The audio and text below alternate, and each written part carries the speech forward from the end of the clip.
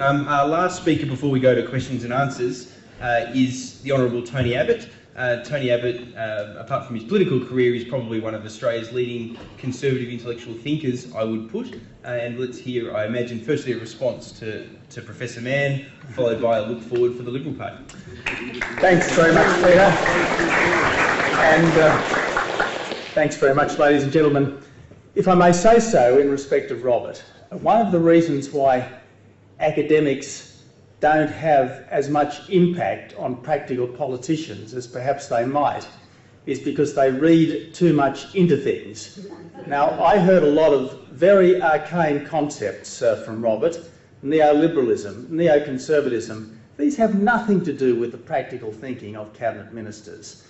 Nothing to do with the practical thinking of cabinet ministers. Now, you know, John Howard, to his credit, he did read books. He could define these terms, but he was about solving problems. He was about getting on with the business of government. He wasn't about trying to make public affairs fit some kind of academic paradigm. If you want a phrase to characterise the approach of the Howard government, I think it's pragmatism, but pragmatism based on values. John Howard and his cabinet had strong convictions, strong values, and they were, dare I say it, traditional conservative values. Support for the family, sympathy for small business, instinctive commitment to traditional institutions. And what we tried to do was to reflect that in the changing conditions of the modern world.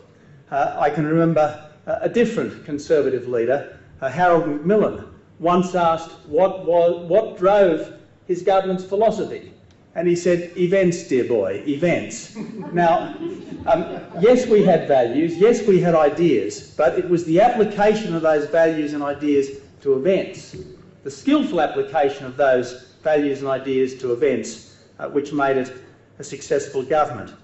Robert's unhappy because he said we pandered to the dark instincts of a certain segment of our society. Well, I don't think that any government which goes out to pander to the worst instincts of the people is likely to get 50% of the vote.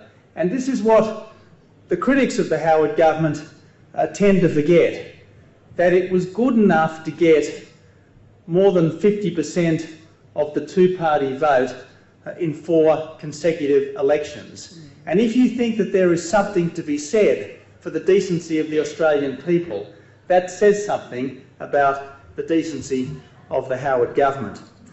I think it would help to understand the Howard government better if one listened to analysts and commentators who at least respected it a little. I think it's very difficult to understand something if we are constantly listening to those who don't like it and don't respect it. Now, I'm not saying that people like Robert don't have a right to their view, but I think that Robert's critique of the Liberal Party is about as valid as my critique of the Labor Party. He may have some good points, but his understanding of what is really going on at its heart is fundamentally flawed. Listening to Robert, I was rather reminded of what I imagine the rector of Moore College back in the 1940s or 50s might have said about the papacy. It was that kind of talk that we've had from Robert this afternoon. But what I particularly want to do this afternoon is talk briefly about the future, if I may. And I have to say I was thrilled when I walked in this afternoon. I saw in the audience Peter Coleman, Christopher Pearson and Tom Switzer. And I reckon that makes this a pretty balanced audience. 3 against 200, I think that is a working majority. But I think the Liberal Party, contrary to many perceptions, has a bright future. Notwithstanding all the problems that you read about in the newspaper at the moment. We are less than 3% of the vote away from winning the next federal election. We're only 11 seats shy of a majority in the federal parliament. Barring gross internal treachery, I think that we will certainly win the next New South Wales state election. And the fact that Kevin Rudd felt it necessary to pose as at least some kind of a Conservative in order to win the last federal election shows that there is some sense in which we are all Conservatives now. Now, what do we have to do in order to effectively go forward? Well, first of all, we have to do what is the bread and butter of oppositions. We have to mount a credible critique of the government. Now, Peter rightly pointed out the hostages to fortune that were given by the Howard government in the 2004 election. The Rudd government gave many hostages to fortune in the 2007 election. Kevin Rudd's deal with the Australian people, never mind the fine print, was that he could bring petrol prices, grocery prices and interest rates down. Well, he can't. He can't. Petrol prices had gone up by 12% between election day and budget night, and they've gone up by more since then. Kevin Rudd will wear these in the same way that John Howard wore interest rates. And I want to congratulate Brendan Nelson for his bold step of proposing a 5 cent a litre petrol tax cut, because it did highlight the fundamental dishonesty of Labor's pre-election response. No government can control the international price of oil. If the ACCC is doing its job, there is no sinister cartel rigging the price of petrol out there at our service stations. The only way a government can alter the price of petrol in Australia is by cutting the tax, and by proposing a tax cut, Brendan Nelson made that crystal clear. The second thing that oppositions have to do is to have appealing leaders and candidates. Now, I have to say that I think the general public may well warm to a compassionate Liberal, if only because it's the last thing people like Robert would expect from a Liberal. But the fact is, Brendan is a compassionate man, and I think he has the capacity to relate to the Australian people, which most Liberals don't. And I think he may well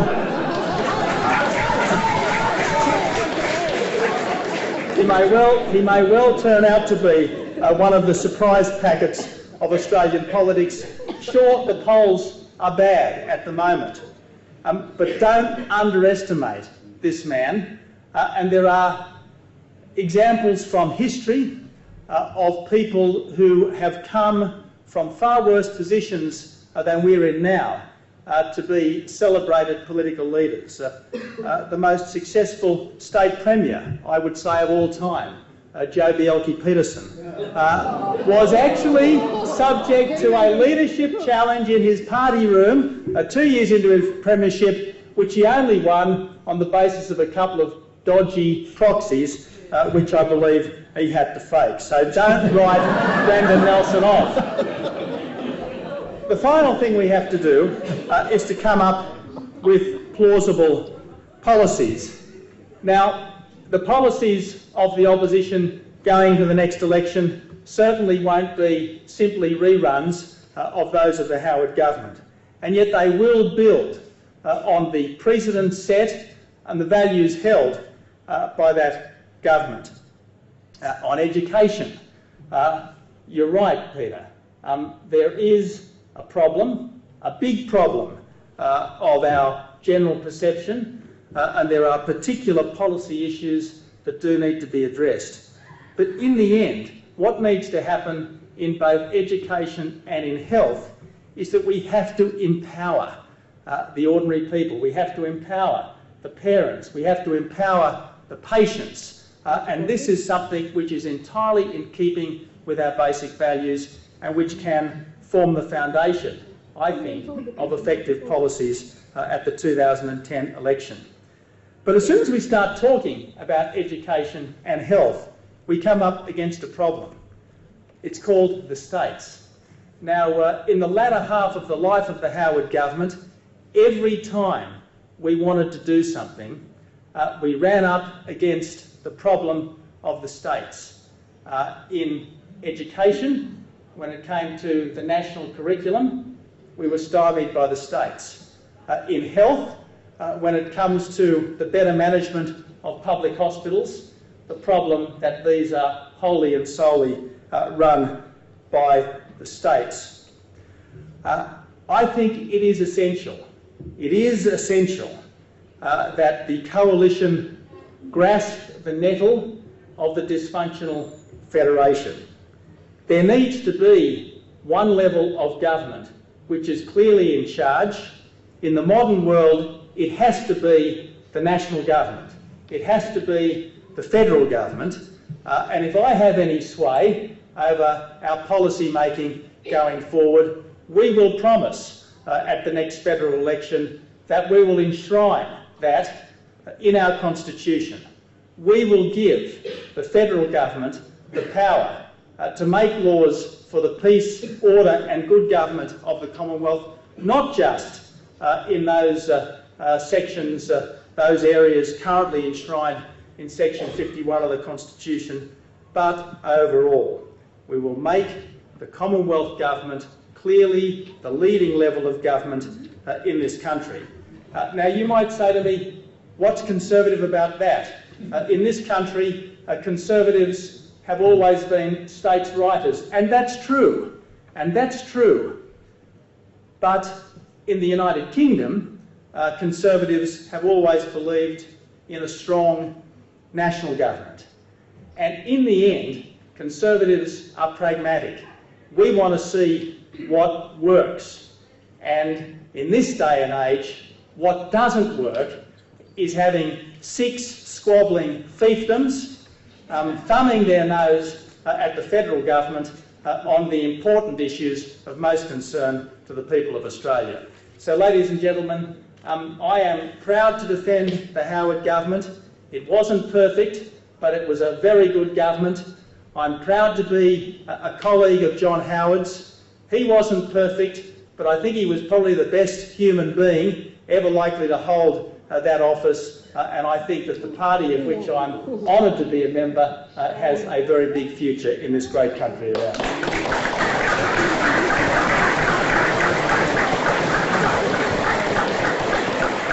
Ladies and gentlemen, this is where we're going to move to questions and answers. I'm just going to start, and I'm going to start by giving Professor Manne a very brief right of reply, if it could be in the sort of form of, I guess, the first answer to a question in a sense, and then we'll go from there. And I imagine we'll have some free-flowing, spirited questions, but I would like to remind everyone that Tony Abbott does have a blue in boxing from Oxford. So let's keep things as civilised as we can. But Professor Manne, just to kick things off. I mean, very briefly, the obvious difference between Tony and my talk is that I think ideas matter. He doesn't. I'm actually really astonished and depressed that a person who has held the office, Tony Abbott, thinks that the idea of neoliberalism is arcane or neoconservatism is arcane. If one can't operate at that level of abstraction in Australian politics, and one is a minister and an educated minister who's even been to university, I am astonished. It seems to me simply absurd to think that ideas don't matter, and John Howard is on my side in this. When he went to get the Irving Kristol Award, that's what he said, and he was right. I completely agree with his account of his own government. Of course ideas matter, Rob, but it's just your ideas are the problem. No, sorry, you said that the idea of neoliberalism, neoconservatism is arcane. Well, anyone who wants to talk about contemporary politics and following the US and following the movement from Keynes to Hayek as the key paradigm knows those are not arcane. If one can't operate at that level of abstraction, one can't talk about politics except at the most, kind of low level of practical matter. Everyone knows, for example, that Malcolm Fraser was still within the Keynesian paradigm. If that's arcane, then I have no role in talking about politics, but I know that most educated people know it's not arcane. The interesting thing to me is that Tony didn't think there was anything serious about the horrible treatment of asylum seekers in the period from 1999 to 2000.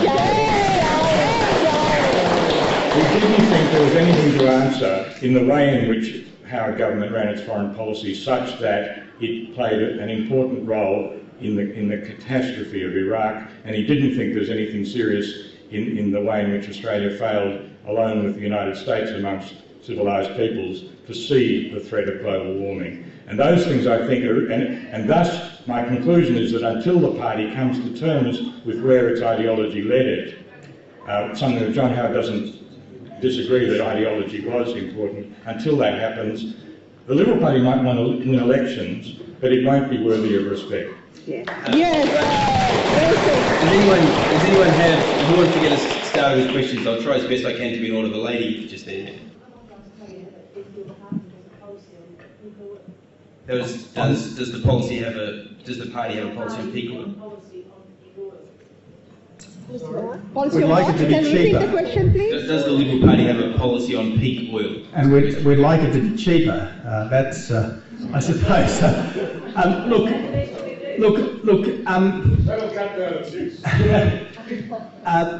We'd like to see competition at every level in the oil industry, both at the production level, at the distribution level, and at the supply level. And we think that that will give us the best possible price. It's arcane. The lady with her hand up. I just want to ask Tony Abbott if he believes that the United Nations is a traditional institution. The question was for Tony Abbott if he believes that the United Nations is a traditional institution. Well, not in the same way that, for instance, the papacy or the monarchy is, or indeed the common law, because it's something that has only existed since 1945. It's certainly an institution which should be treated with respect, but it's not something that we ought necessarily regard as sovereign over a country such as Australia. The gentleman on the side, the beanie on, I think, had a question. I was going to ask if Tony Abbott understood the question about peak oil. Are you familiar with the concept of peak oil? If he is, he can explain it to me. It's not a term I have heard. Right. Perhaps Robert knows about peak oil. He's the expert on arcane concepts. Maybe you can explain it to us, Robert. Well, it's a concept which is concerned with the point at which oil production is beginning to decline, where the exploration and production, we realise we're over a point and we're beginning to decline. It's actually an incredibly complex notion. It's one that I wouldn't claim to be an expert on, but I know that it's absolutely central to the debate about energy. Yeah, okay, but the issue with oil then is a function of, I mean, supply is very much a function of price, and at a higher price, all sorts of things suddenly become possible. A whole lot of uneconomic deposits become accessible, turning all sorts of other things into oil becomes feasible. So this idea that there is some point beyond, there's some fixed point, some fixed finitude, if you like, I just find implausible. Question to Tony, where do you think Australia will be 2020? Well, I think it'll be in much the same position that it is now, unless global warming really does change our position. Look, I think that evolution is a much better guide to our future than any revolutionary nostrums, and I think a successful society such as ours changes incrementally rather than in giant leaps forwards or backwards. So I think that, and most of us will still be here in 2020, we will be able to say that there has been a more or less steady evolution since this time. Whether we like the evolution, I suppose, will depend on individuals who are judging it and the individuals who are controlling it. But certainly, if you're asking me about the 2020 summit, I thought that the big ideas weren't new and the new ideas weren't very sensible. The gentleman in the aisle. Yes, sir, you. This is for Tony Abbott. I was lied to twice, at least, directly by the Howard government. One on the reasons for Australia helping in the invasion of Iraq, and the other one was children overboard. How do you justify those lies to us? Okay, well, when we said that Saddam had weapons of mass destruction, we sincerely believed that he did.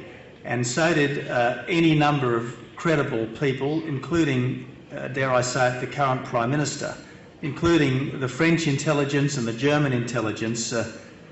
So it was the general view of those whose business it was to study these things that he did in fact have weapons of mass destruction. The fact that it turned out not to be so doesn't mean the people were lying when they made that statement. They had every reason to believe it. On the children overboard thing, well look, again, when ministers used that phrase, they had reason to believe that that had happened. Now, it turned out that the events were not quite as we initially believed. The Howard government commissioned 2 inquiries to get to the bottom of it, and obviously the initial report, as discussed by government ministers, turned out not to be the truth. But you don't judge whether someone is lying on the basis of what subsequently happens. You judge whether someone is telling the truth on the basis of their state of mind at that time. Can I say and at that time, we believed that there were weapons of mass destruction with evidence, and ditto, we believed that there were children overboard with evidence. I don't disagree with the first point about weapons of mass destruction. It wasn't a lie. People believe what they want to believe, and the Howard government believed what it wanted to believe. The second thing is an utter distortion. Within 2 or 3 days of the children overboard affair, it was known by people in defence there was no evidence that it occurred. It was in a report. One of the most shocking things that happened, who cares, but I care, was Reith's office sent to the 7:30 report photos of children in the water, which it had been told by honourable people in the Defence Force, most importantly Bornholt, were not depicting what was claimed to be. And Howard, a couple of weeks into the campaign, was on the boat where it was said to have happened, and somehow he didn't even come to ask the commander, Norman Banks, as to whether or not it was true. Howard lied through his teeth about that issue, and Reith not only lied but distorted evidence to the public. And it's absolutely true.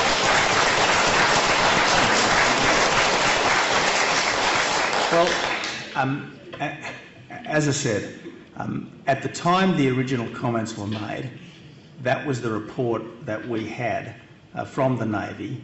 Now, it became clear a couple of days afterwards that things were more confused. I think the government was within its rights to say, look, let's try to get to the bottom of this. And Reith to send photos to 7:30 report. Well, look, I don't have absolutely all of this at my fingertips. Well, then read. Read David Marr and Marion Wilkinson's book. And they are completely impartial judges. On this question, the evidence is clear.